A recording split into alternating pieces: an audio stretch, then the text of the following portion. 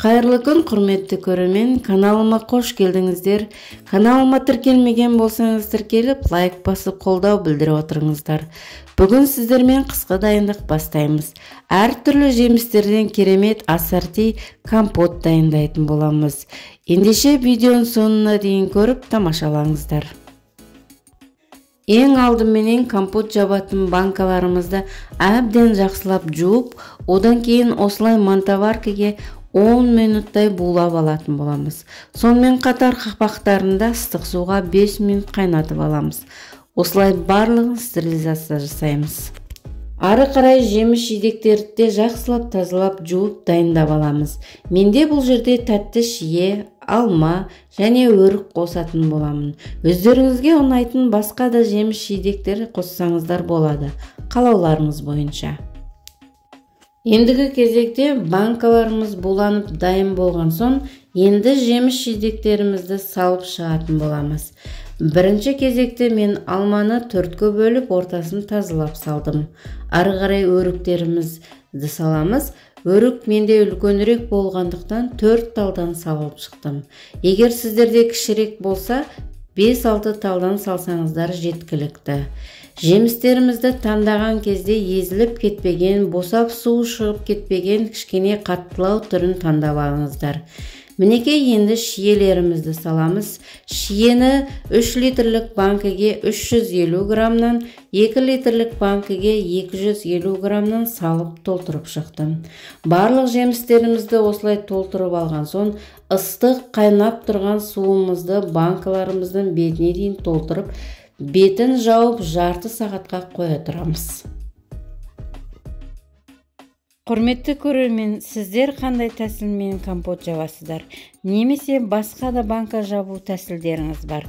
Соны комментарияға жазып қалдырсаңыз, мен сіздің рецептіңіз бойынша видео түсіріп, сіздің аты-жөніңізбен бөлісетін боламын. 30 минут уақытымыз өткеннен кейін банкамызды суларынан босатып алдым. Осы жағдайда көп қыздар бірінші құйған суларын қайтадан қайнатып құяды. Мүмкін олай да болатын шығар, мен қажет етпедім. Ары қарай банкамызды судан босатып алған соң, 2 литрлік банкіге 200 грамм қант, 3 литрлік банкіге 300 грамм қанттан толтырып салдым.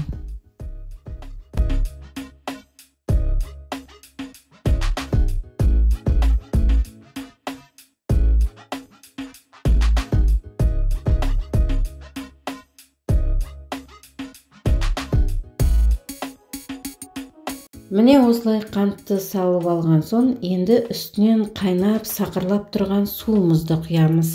Суды алдын ала қайнатып дайындап қоятын боламыз. Банкаларымызға толтырып суды құйып шығатын боламыз. Құрметті көрермен, алдағы уақытта банка жабу сезондарында әр түрлі қыстық банка жабу рецепттерімен бөлісетін боламын. Сондықтан менің каналымды жоғалтып алмас үшін төмендегі подписаться батырмасын басып тіркеліп алыңыздар. Сіздермен дәмді, өте пайдалы, тойымды рецепттермен бөлісетін боламын. Осылай барлық банкаларымызға суын толтырып құйып алғаннан кейін, банкамыздың бойын суытпай, қақпақтарын жауатын боламыз.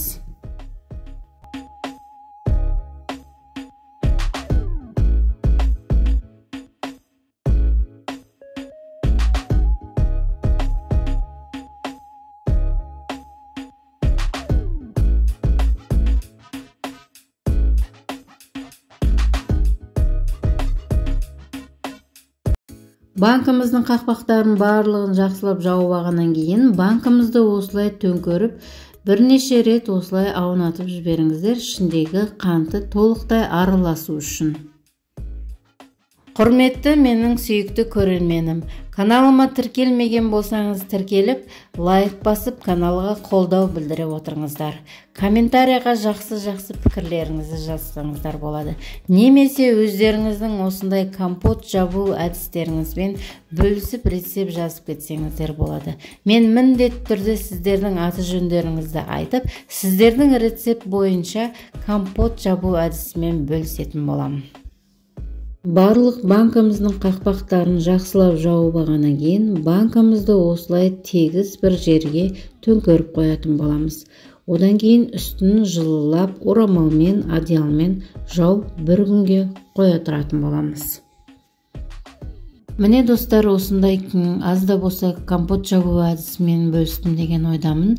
Сіздер де жасап көріңіздер. Әсіресе қысқы мезетте ашып ішкенге өте дәмді, керемет компот.